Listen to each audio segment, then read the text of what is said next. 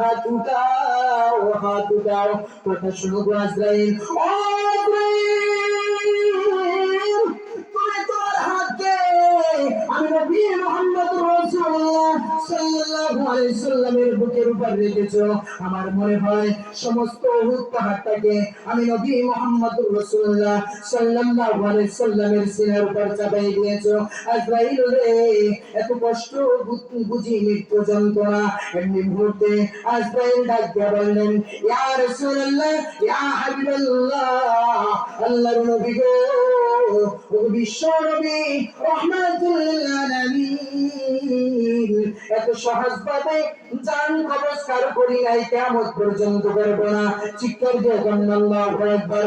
আল্লাহর নবী ডাক দিয়ে বলতেছেন, আজরাইল রে, এই যদি হয় সহজ মৃত্যুর যন্ত্রণা, তাহলে আমার উম্মতের জানা জানি কত কষ্ট হবে। আজরাইল রে, যত কষ্ট আছে আমি নবী মুহাম্মদুর রাসূলুল্লাহ সাল্লাল্লাহু আলাইহি ওয়াসাল্লামকে দিয়া দাও, আমার গুনাহগার উম্মতকে কষ্ট দিও না। অমনি মুহূর্তে আজরাইল বললেন, হে আল্লাহর নবী গো, সম্পূর্ণ কথা আপনার দিতে পারলাম না, তবে হ্যাঁ, আপনার যে মুমিন